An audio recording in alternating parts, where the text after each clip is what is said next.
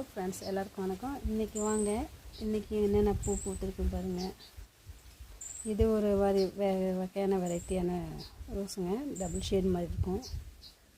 Button rose தான். இங்கே பாருங்கள், இது வந்து பன்னீர் ரோஸு.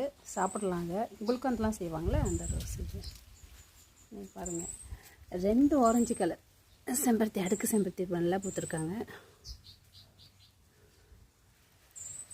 நிறைய முக்கு வச்சுருக்குதுங்க. பாருங்கள், இன்றைக்கி காலையில் இந்த பக்கம் போய் பிச்சுட்டு வந்தது. இது குங்கும கலர் பெரிய செம்பருத்தி. எனக்கு ரெட்டு இருக்குது பாருங்கள், ரெட்டு ஒயிட் இன்றைக்கி நிறையா பூத்துருக்காங்க. ஆனால் பிக்க முடியல. இது வந்து பால் ரோஸ்.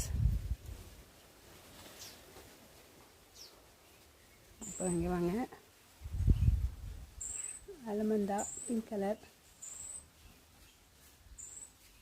இந்த மஞ்சள் தாங்க காலையில் கண்ணுக்கு குளிர்ச்சியாக அழகாக இருக்குது.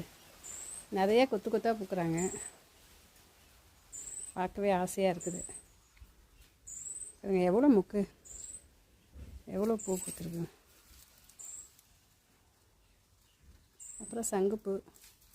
சங்குப்பூ சொல்லவே தேவையில்ல, டபுளும் நல்லா பூக்குது, அடுக்கு ஒத்தையும் நல்லா பூக்குறாங்க. அது வந்து நெல்லிக்காய் மரத்து மேலே ஏறிடுச்சு பாருங்கள். பெருநெல்லி விதை போட்டு எவ்வளோ பெரிய மரம் வளர்ந்துருக்குன்னு. இப்போ இது வந்து ஒத்த அலமந்தா.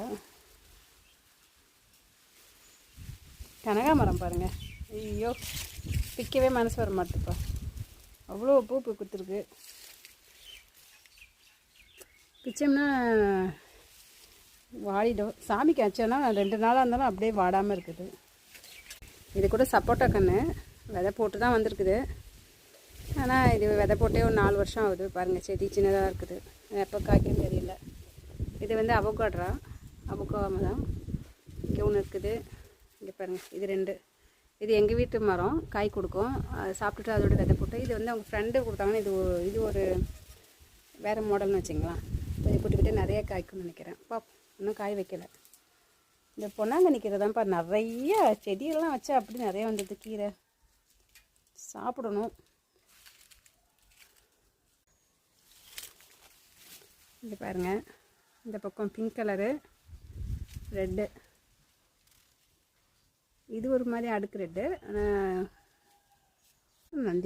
நந்தியாவட்டை சொல்லவே தேவையில்லைங்க. பாருங்கள், செம்மையாக வளர்கிறாங்க. விநாயகருக்கு ரொம்ப உகந்த பூ இது.